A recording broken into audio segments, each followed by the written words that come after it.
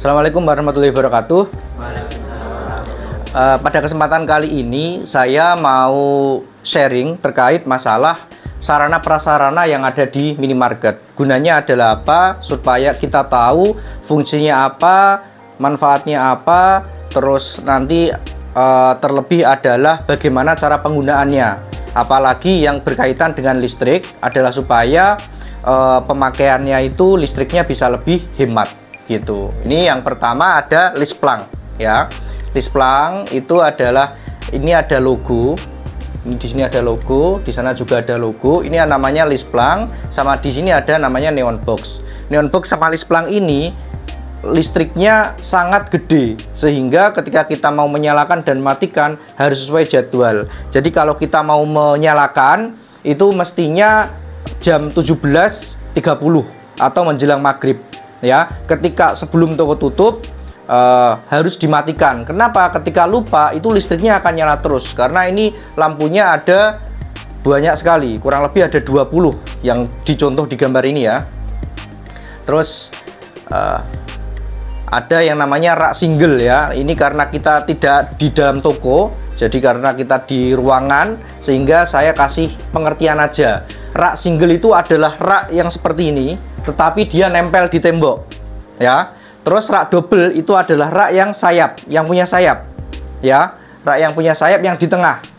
Terus rak gondola itu adalah, atau rak N, yang dia berada di ujung paling depan. Rak di tengah yang di depan, sama rak di tengah yang menghadap ke belakang. Terus shelving reguler atau shelving tambahan. Shelving itu ini shelving. Ini shelving. Nah, ini namanya shelving ya. Ini namanya shelving ya. Ini yang bisa dinaikkan, diturun ke, terus bisa ditambah juga jumlahnya. Terus ada yang namanya PVC. PVC itu yang tempatnya di sini untuk harga, yang warnanya bisa merah, kuning, biru begitu ya. Terus ada meja komputer, terus ada back wall. Back wall itu yang belakangnya meja kasir ya. Sambil direspon enggak apa ya. Terus ada UPS.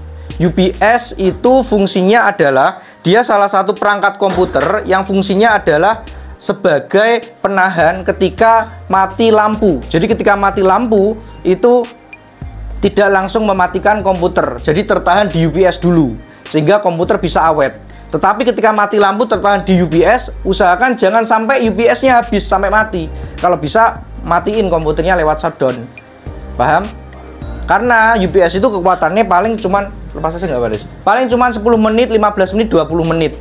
Jadi UPS itu sifatnya tidak untuk menyalakan komputer saat listrik mati ya.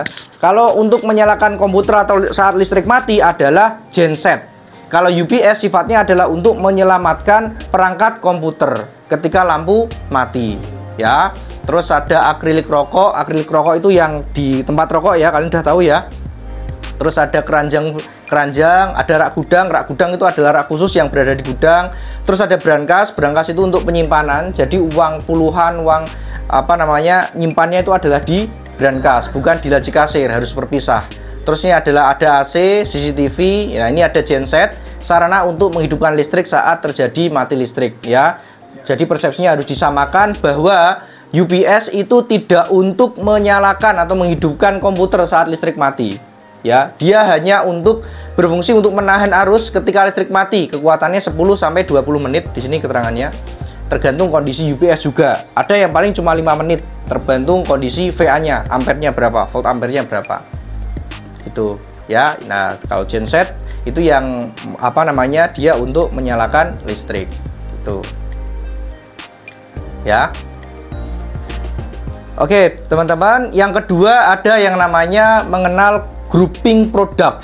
Grouping itu adalah pengelompokan produk ya. Jadi grouping produk di minimarket pada umumnya normalnya itu ada kisaran 27 sampai 40 ya, tergantung berapa besaran minimarketnya ya. Grouping produk itu ada yang namanya makanan siap saji, SKM atau susu kental manis, ada susu bayi, minuman, sembako, sampai di sini saya kasih contoh lain-lain, ada UMKM, es krim, roti begitu. Jadi teman-teman nanti tidak asal bikin groupingnya. Grouping itu kalau di program masuknya di jenis. Ketika kita mendaftarkan, misalkan ini, kita mendaftarkan ini minuman. Masuknya apa minuman? drinks atau minuman ya. Terus misalkan ini masuknya apa ini? Ini masuknya apa? Hah? Masuknya makanan atau snack atau coklat? Hah? Masuknya coklat ya. Jadi harus hati-hati untuk sebentar.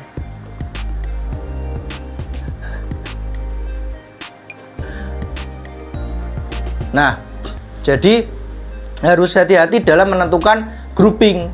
Jadi ketika misalkan nanti di toko mau menentukan grouping kok apa namanya ragu, tanya ke leadernya atau tanya ke temannya yang lain. Ini masuknya apa ya begitu. Jangan asal ketika minuman masuknya non food. Minuman food, ini masuknya food. Semua yang makanan masuknya food. Ya, susu baby masuknya food. Terus nanti Sprite masuknya food. Terus yang nggak bisa dimakan masuknya non food. Seringnya seperti itu. Makanya harus apa namanya? Harus tahu ya. Misalkan ini ada rokok, snack, coklat, sampo begitu. Terus yang kedua di sebelah sini adalah rata-rata margin atau rata-rata keuntungannya. Persentasenya berapa persen ya. Tetapi rata-rata ini nanti akan hilang ketika kita bertemu item-item tertentu atau item-item sensitif. Item-item sensitif adalah item yang orang hafal harganya gitu ya. Makanan siap saji ini ada 11%, susu kental manis rata-ratanya 10%, susu baby, susu bayi 7%, minuman 20%. Nah, minuman itu memang gede ya, minuman memang gede. Terus sembako 8% ya. Ini adalah yang pada umumnya. Pada umumnya kita tetap harus mengacu pada di sini di paling bawah ada keterangan ya. Nanti ada keterangan bahwa cara menyeting produk, menyeting margin. Ini saya cara melakukan PO, cara mengecek ini menentukan harga langsung. Jadi materi tadi yang nomor 2 langsung ke 10 cara menentukan harga ya. Bisa menggunakan perbandingan di minimarket nasional ya.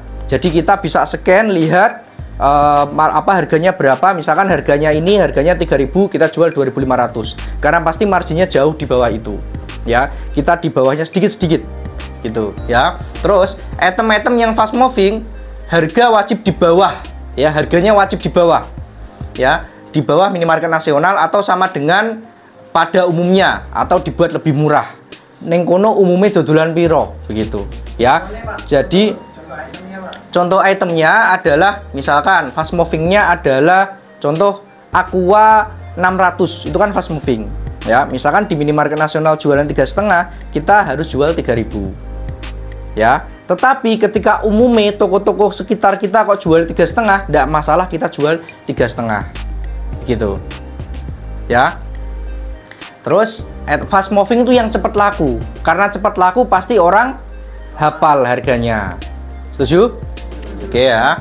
Terus selain item fast moving, kita bisa menggunakan pedoman persen margin pada umumnya tadi ya, persen margin pada umumnya tadi. Tetapi nanti tetap mengacunya begini. Misalkan ini harganya, harga pokoknya contoh ya, misalkan 800. Nek mbok kasih 10%, harganya kan 880 misalnya. Ya harusnya kan dibuat di 900 atau 850. Gitu contohnya. Ya, jadi biar kita juga harus punya feeling atau insting untuk menentukan harga. Karena sekarang sudah tidak ora wayahe dhewe dodolan itu murah banget, juga mahal banget. Kita harus kompetitif. Ya, normal atau pada umumnya. Ya. Nah, terus nanti ada tips lagi. Intinya, barang yang cepat laku atau item viral, barang-barang yang viral, item yang orang hafal harganya, item sensitif, harus hati-hati dalam menentukan margin. Gitu, ya. Kalau misalkan kayak barang ini, misalkan ini kan nggak mungkin kadang orang hafal harganya.